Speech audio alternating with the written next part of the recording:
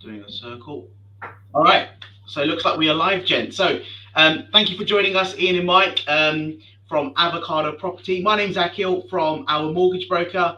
I am delighted to have the gurus in both sales and lettings all over the southeast of England, Ian and Mike. Ian, thanks for joining us. Thanks for having me on. Looking forward to a lunchtime chat on a Monday with you, Akil.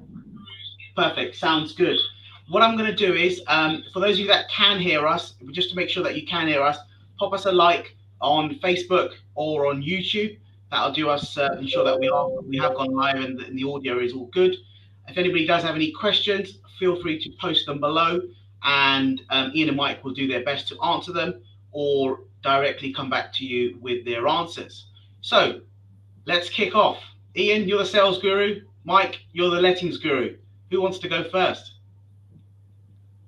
I would always say Mike first. All right. We've got Big Mike in the hot seat and he's pink. So why pink, Mike? Why pink? Yeah. Why not? I agree. I love a bit of pink in me. No, the company branding on the pink hoodies, the depth of it was basically what's the furthest we can go from the standard estate agent look of a navy blue suit and brown shoes, and there's not much more than a bright pink hoodie to say we're different. So it's a kind of visual representation of what we do as a business in dress sense. Sounds good. All right. So I've got some questions lined up for you, Mike. Hopefully you can share your experience and know-how and advice going forward. So let's go for it. So in terms of lettings, how has the lettings market changed from 2019 to 2022? Okay, so biggest change for me is that last year in particular, roughly twice as many landlords are selling their properties as new ones buying buy-to-let properties, which is causing a real lack of supply to tenants. Tenants, just like buyers, are looking for more space, more child-friendly locations, more long-term rentals, but they're struggling to find them because for every one property that's bought to rent, two are being sold at the moment.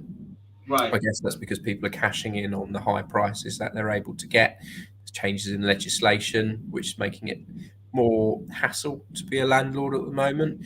But because of that lack of supply and because people are chasing more space, because they're working from home now, prices have gone through the roof where we are absolutely crazy, way in advance of what the official inflation figures are. And it's just simply caused by a lack of supply of the right type of housing. Fair enough. Good comment. So how should potential tenants combat that and find good quality properties for them and their families? What's the best advice you give them? It's hard to combat it.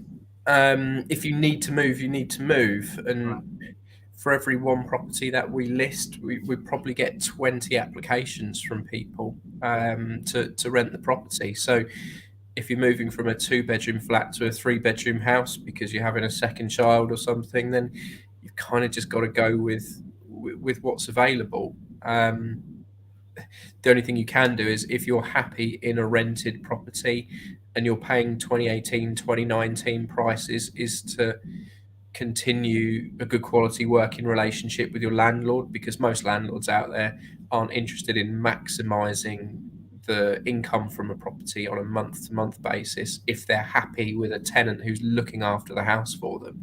So from a tenant's point of view, if you're happy where you are, stay where you are and maintain a good relationship with your landlord is probably what I'd say.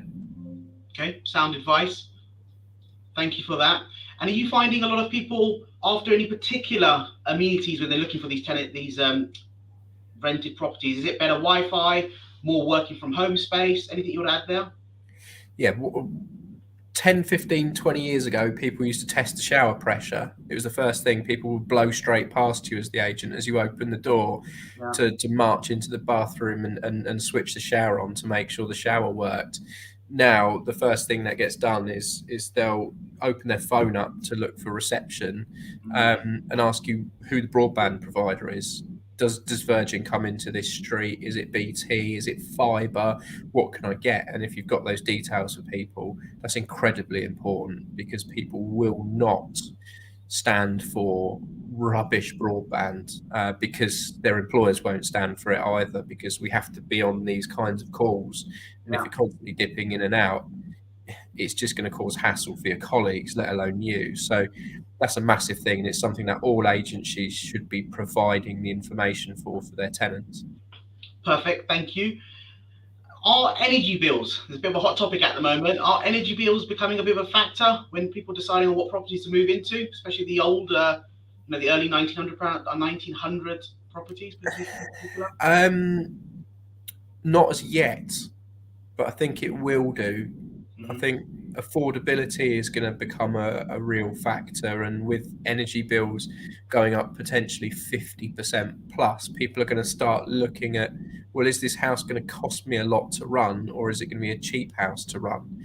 At the moment, because the choice is so limited, people have a lack of options. So if it's in the right town, in the right place, in the right school catchment area, even if it is a bit drafty, they'll probably go for it. But long term, yeah, if energy prices do what they do, traditionally we have a multiple, so a tenant must earn 30 times 1 month's rent in order to afford the property. So if they're renting at £1,000 a month, their income must be a minimum of £30,000.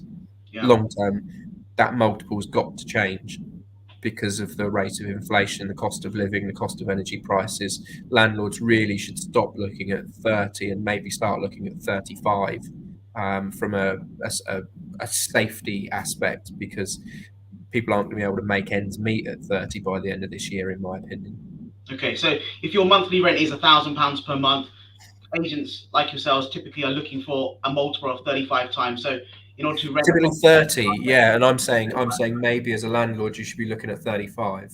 Okay, perfect. Thank you for that. And Ian, just want to bring you in there. Obviously, there's a good chance of the EPC changes coming into effect from 2025 for those investment properties in particular. Anything you want to add there around the new ratings, A to C rather than A to E?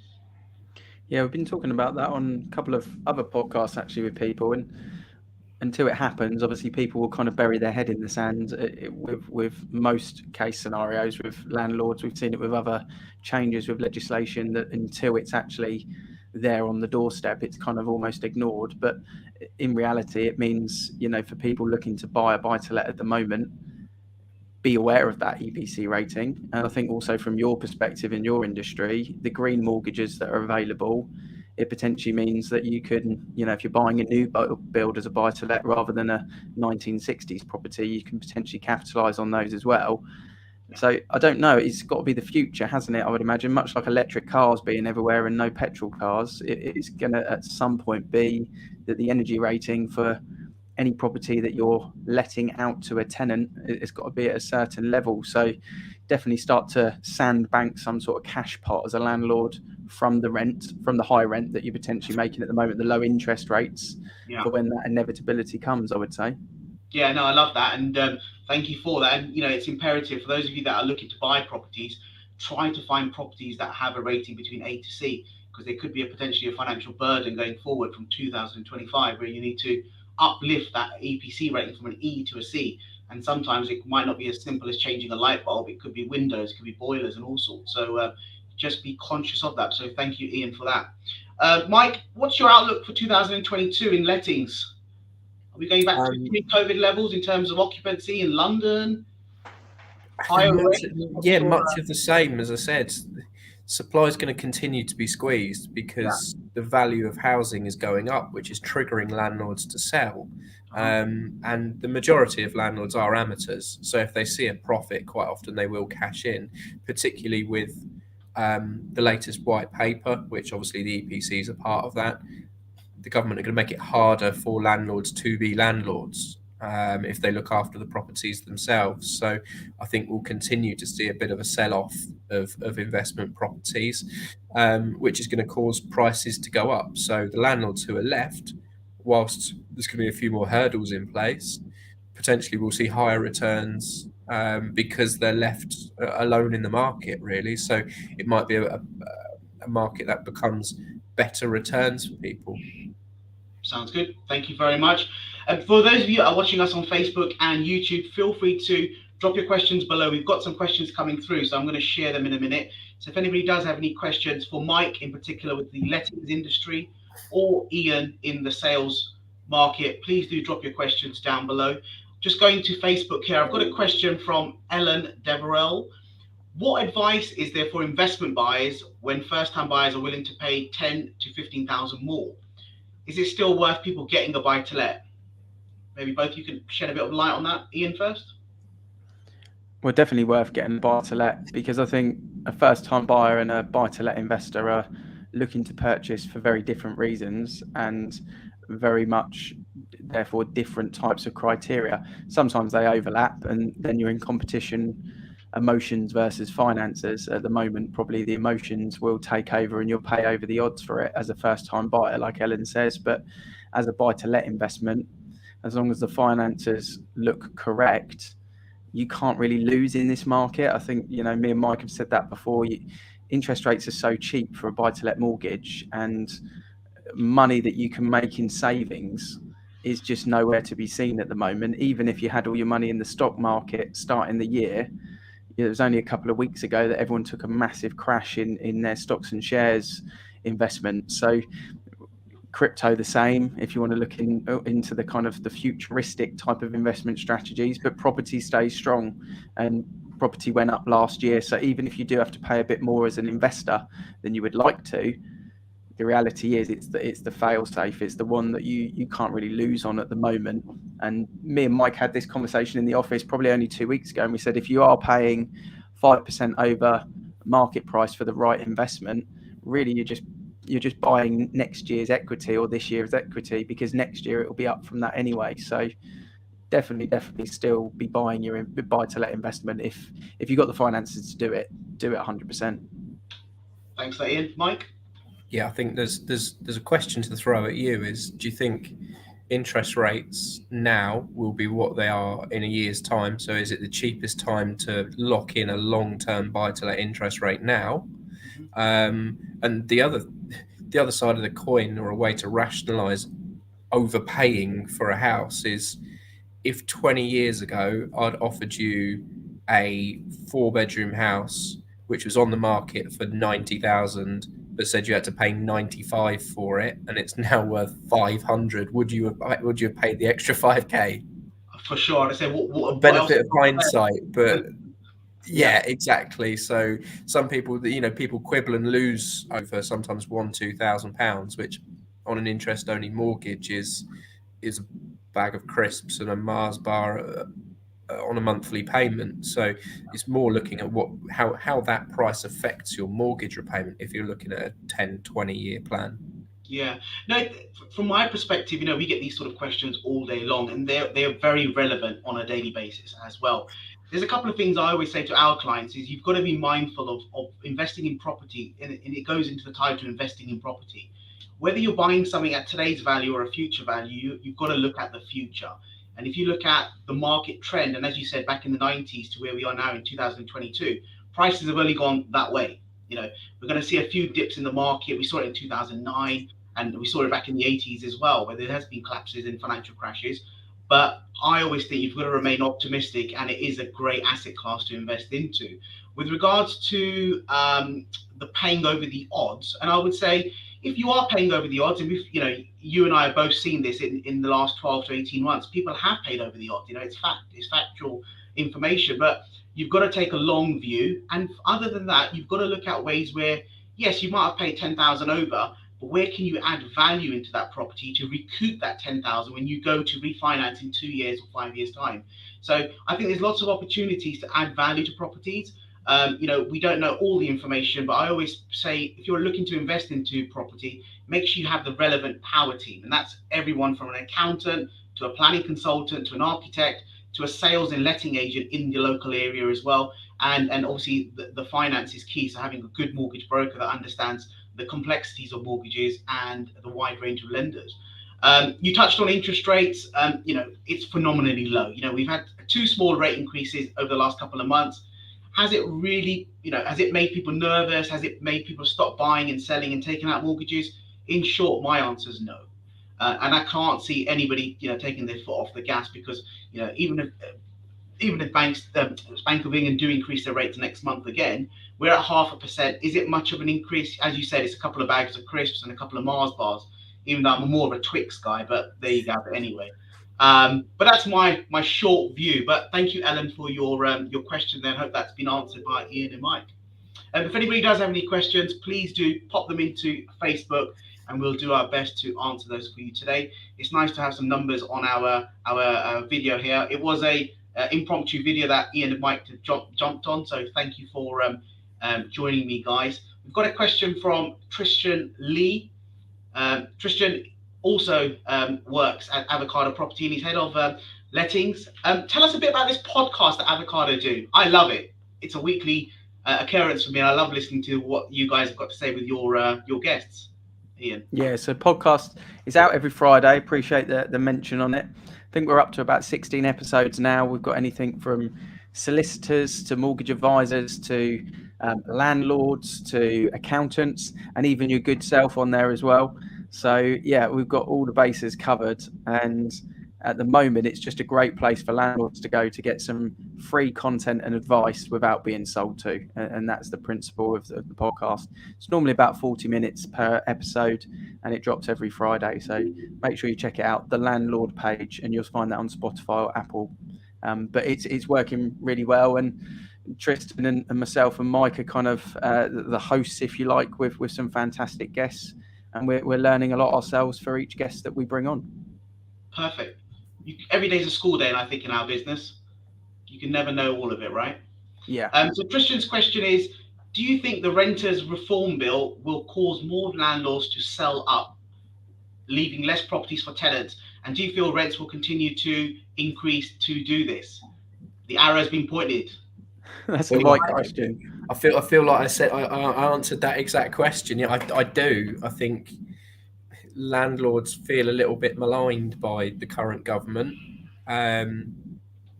It was cool and trendy to buy-to-lets in the early 2000s. It was firmly encouraged. It was tax efficient. Everything was being thrown at you as this is the best thing to do with your money.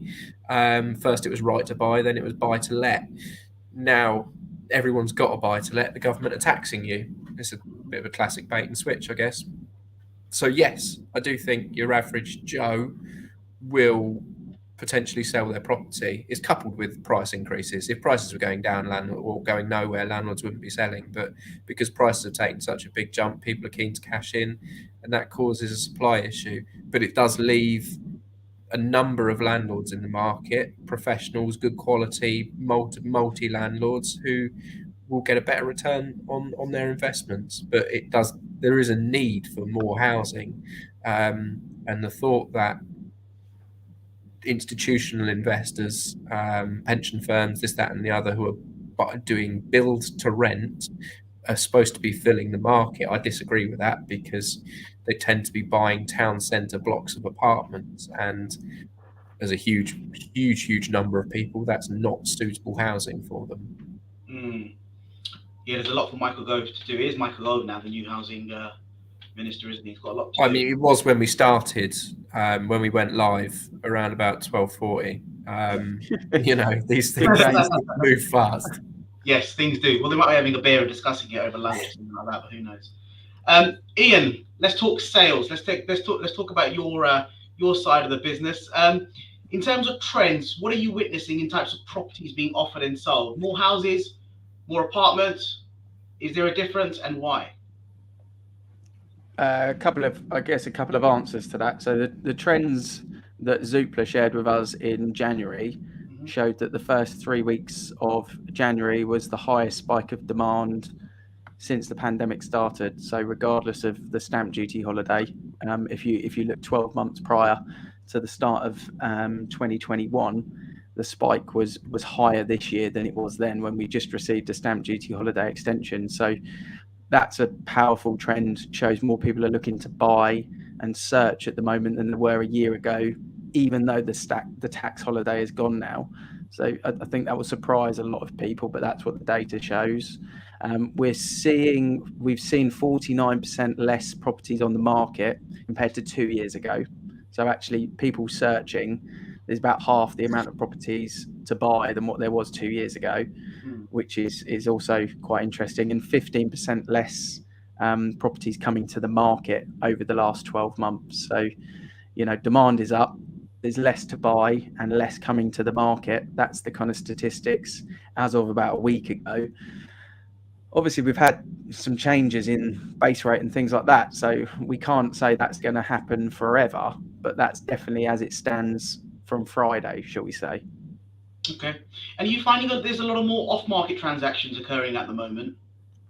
I think off the portals, definitely, off Rightmove and Zoopla, I think there's a lot of properties going at launch point to those portals sold. So people are not seeing them hit for sale, they're just going straight sold. And I think the taking, the honesty effect on that, it's because the estate agents have got a client bank that they're trying to help tie up a chain. So they've got their own clients that are sold and under offer, and they don't need to put it live because it ties up a chain for their client, which I can completely understand. And people have to realize that's the way of the industry. Yeah. If they can tie up a sale for one of their clients, why would it be offered to the open market when there's a perfectly good buyer at a perfectly good price and everyone in the chain is happy? So I think that's what's happening at the moment. Is I wouldn't say they're kind of blind off market where there's no estate agent involved and no one knows about it. I think it's very much a case of, we don't need this to go to market because I've got someone that's going to pay a premium price for it, and here you go, basically. Yeah, and that's a good point, because I'm finding even the inquiries that we've got in over the last sort of 6 weeks or so, we found that they haven't gone to the market. We haven't got a Rightmove link or a Zoopla and the alike. It's here's the agent's details. It didn't go to market. We were in there early. What advice would you give people to get onto your so-called black books? To save them waiting for Zoopla to send them a newsletter or a notice to say this property's gone live. What should they do to make sure that they're under you're on their radar for looking for properties?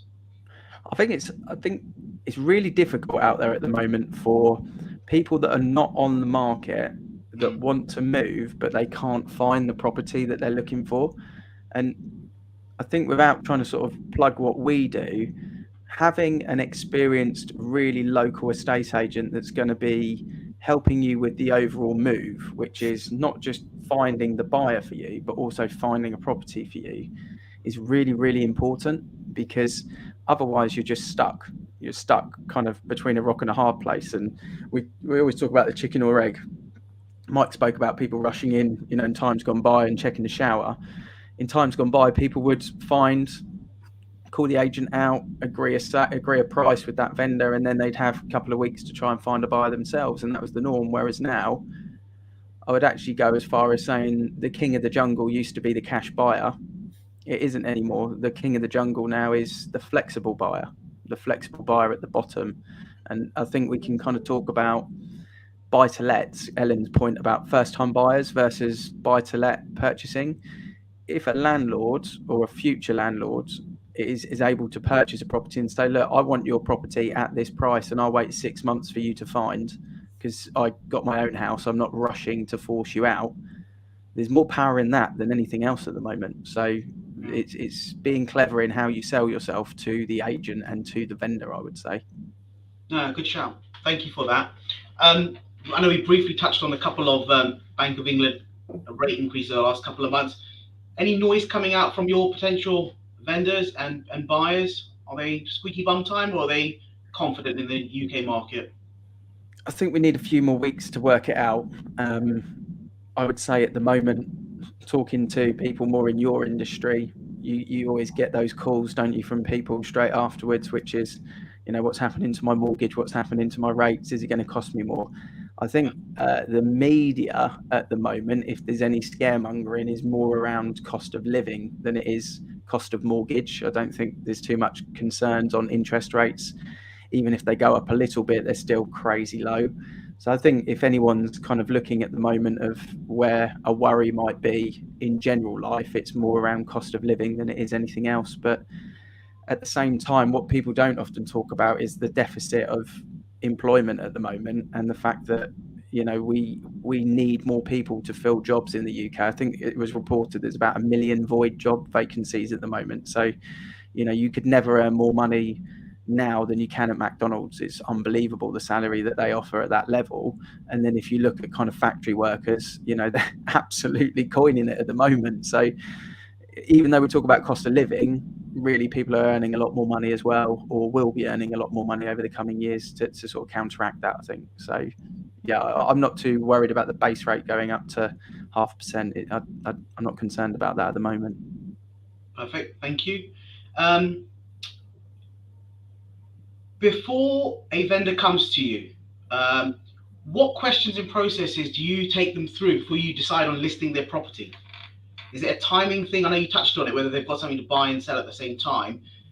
What types of questions and processes do you sort of apply before taking on a listing? It's where a lot of our job is a listening process, because we need to know the reasons and the motivation behind wanting to sell a property. And 9 times out of 10, that's because they want to find a new property. And you mentioned in your first question about trends, it's why family homes are so popular at the moment, because people are working from home more, people are spending more time at home, and people are just in a position where they're not having so many family holidays and they're not spending so much money on X, Y, and Z, which means they've got more money to pump into their way of living and their property. And, you know, they want a playroom. And this year we'll see the influence of lockdown babies that will kick in, because there's a lot more babies knocking around now, and that's going to have an impact on trends for this year, for people being forced to move. And people in flats are selling because they want to have a baby, or they've just had a baby, or they've got pet. You know, lockdown pets are, it's unbelievable. Everyone's got a pet at the moment, and we see it, don't we, Mike, at the moment with tenancies. You can't really let to a tenant without a pet at the moment, I don't think, can you? The number of people who've got a dog now must have doubled, or it feels like it has. But those people again are willing to put the right amount of money down in order to secure something, because they know they have to. So they pay a premium, do they, to house a dog with a Absolutely, yeah. Right. Perfect. Good. Ian, what's your outlook for sales in 2022? We're going to see a constant rise as we did in 2020 and 2021? I think we'll see a rise, definitely. Okay. Will we see 11-12% that we saw last year?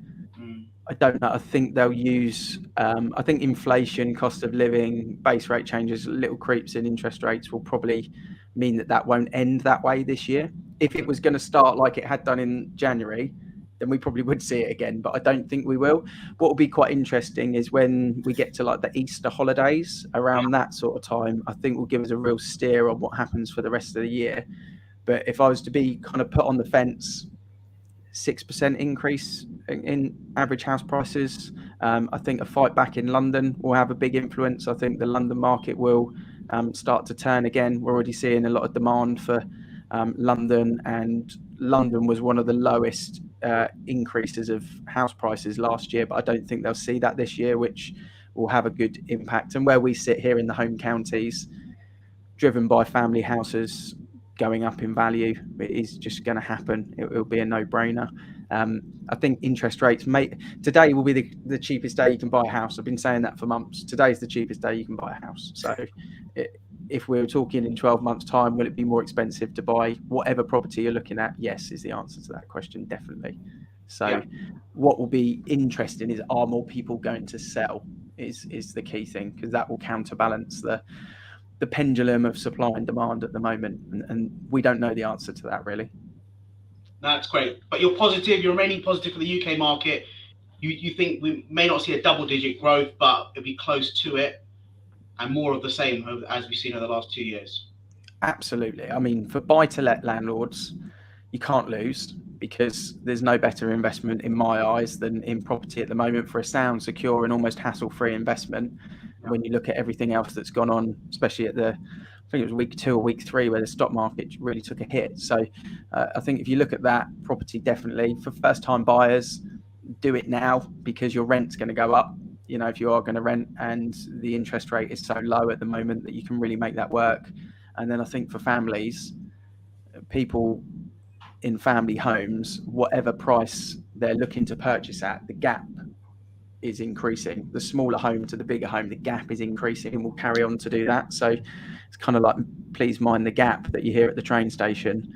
Be aware of that with the family home purchasing from small to large family home, because that will carry on, I think. Yeah, no, nice one there. And just going back to the comment around London, I'm in London a couple of days a week, for meetings and so on. But I'm finding the mind the gap, as you said, on the train lines and the tube lines. The waiting for trains is becoming like sardines now. Trains are packed. Whether you're going at 7 a.m. or returning at 7 p.m., trains are packed, tubes are packed, all the bars, all the restaurants, all the hotels are fully, in my eyes, not at pre-COVID levels, but they're very close to it. So I can, it's looking very, very fruitful from a London perspective. And Yeah. Mike, just briefly, are you finding rents back on the upwards? Because I know they did tank, especially in central London and so forth, because people wanted to move back to home counties for working from Yeah, home. What's they your view? absolutely dropped off in London for understandable reasons. Going back to our podcast, we had the managing director of the DPS on one of our podcasts, and he said there's actually a massive bounce going on, which would sort of go along with your analogy about the trains. That the amount of London rents, the amount of tenancies that are being written, the price of those tenancies are on the way back up because people maybe made extreme moves that were suitable for short term, but not suitable for their lifestyles. People moving 150 miles out of London, deciding it was way too quiet, and bouncing back as soon as London reopened. So, yeah, anything that happens in London obviously has a ripple effect out to where we're based. In a weird way, obviously, over the last couple of years, we've been busier because of it, because we're connected to London, but still green enough with the forests. It's been a massive advantage to us. So I think being midway, we'll never lose. Whether people are getting out of London or whether London's absolutely booming, there'll always be people who want to and need to be around us. So we saw pretty much double-digit growth on rents last year, and depending on which side of the fence you're on, unfortunately or fortunately, I kind of see that I don't see anything knocking that out of the way this year. Sounds good. Thank you for that. Ian and Mike, before you leave us, just a couple of things. Ian, 3 top tips for vendors to consider before listing a property. First tip is to make sure that you do a little bit of decluttering and get fall back in love with your property. If you've fallen out of love with your property and you spent a bit too much time in there over the last 2 years, fall back in love with it. Get yourself down to the DIY store, spend 150 quid on some fake plants and some shiny things, and give it a little spruce up. That always makes a massive difference. I would also say the budget planner that you can download on a lot of banks or brokers' websites, the budget planner, I think that's quite important at the moment, because although it is cheap on interest rates, just make sure that you've got your cost of living stats right, that you've got your council tax right, your utilities right, know what it is when you're looking to do a 200 grand jump up or whatever you're looking to do on your upsize. So definitely get your budget planner kind of on point. And then the last thing is to find a buyer that is flexible enough to wait for you to find the home that you need, because you're going to lose every property that you fall in love with if you're not on the market and sold. That's a fact. You have to accept that. So you need to get on the market, take the plunge, and find the buyer that's going to be flexible, emotionally connects to your property. And if you find that and do all 3 of those things, you'll put yourself ahead of the queue and in the best place. Nice one. The one I always say to my clients is curbside appeal. And what I mean by that is making sure your property looks attractive on the front of it, because most properties that are listed on the agent portals, Rightmove and Zoopla, they show the frontage of the property. So for me, it's always curbside appeal, and make sure you got the right agent that's going to show off your property in its in its biggest capacity. So whether it's drone shots, videos, colourful, bright interiors and so forth, and don't get an agent in when it's raining outside, because it's not going to sell and look as beautiful as it would in the sun. But you guys at Avocado do a great job of that, and that's just a plug from my side. But for those of you that are watching this and don't know who Avocado are, don't take it from me if you don't want to, but look on the sales portals and look at the quality of pictures as well as the video and drone shots that these guys do. So whether you are selling a 1-bed property or a 10-bed property, do certainly consider Avocado Property to list your property. So just a short little plug from me. Hope you guys don't mind. Sorry. Mike, anything you want to leave us with before we end this video? Do you want my tips? Tips for a landlord, tips for a tenant. Yeah, sounds 3 good. tips. Sure, thank you. If you're a landlord looking to market your property, get it cleaned. The first and foremost is get a clean property, impress someone, show some love. Because if you show the property some love, your tenants will as well. That's an absolutely massive one for me. Make sure it's low maintenance as possible, and it's done right when your tenant moves in. So the inventory clerk turns up with their white gloves and is impressed. So the lawn's cut, the fences are not falling over, everything's right for somebody to move in. And thirdly, plugs. Buy bath plugs, sink plugs. Give the tenant a break. There's nothing more frustrating than going to have a bath or a shower on your first day in a tenancy and there being no plug. I had that one over the weekend, so that's fresh in the mind. It's simple. Think of yourself as an accommodation provider, like a hotelier or an Airbnb host when people are renting, because they're paying top prices to live in your property. So you're providing them with accommodation. So make it as easy for your tenants as possible. They'll look after you. Love that. For those of you that don't know who Avocado is, Mike, Ian, where can they find you? What services do you guys offer? And what areas do you cover? They can find us everywhere. Facebook, YouTube. If you're on any social platform, really, other than Twitter, potentially, if you at Avocado Property, you'll find us or one of the partner agents operating with the brand, but predominantly Facebook, Instagram, YouTube. I'm on TikTok. You can have a bit of fun with my TikTok if you want, at Avocado Ian. I get some interesting comments on there about all sorts of things to do with estate agents, and eyebrows as well. Apparently comes up quite a lot. I have no idea why. But you can find us across all of those channels. Yeah, we're obviously estate agents, and we're estate agents trying to make a difference in the industry, make it a better place for people to sell, let, rent homes. And as a result, we've kind of ripped up the rule book of how estate agents work, hence the pink hoodie and the T-shirt, rather than the three-piece suit from Next that sometimes you'll see a 21-year-old in. So it's all a bit different. It's a bit more fun. I've no doubt that your three-piece is not from Next, Akil, knowing you and the success of your business. So, yeah, don't take that one to heart. But, yeah, that's how we work. That's how we work. There's nothing wrong with a bit of Next. Right? I love a bit of Next. They do next-day delivery as well. Tons of Next. Perfect. Thank you.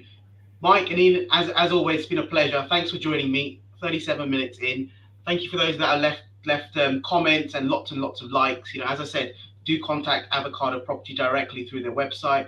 If anybody does have any questions related to mortgages and real estate finance, you can contact us via our website, ourmortgagebroker.co.uk, and we look forward to hosting another video with you guys very, very soon. So Ian and Mike, once again, thank you very much. Thank you. Thanks, everyone. Take care.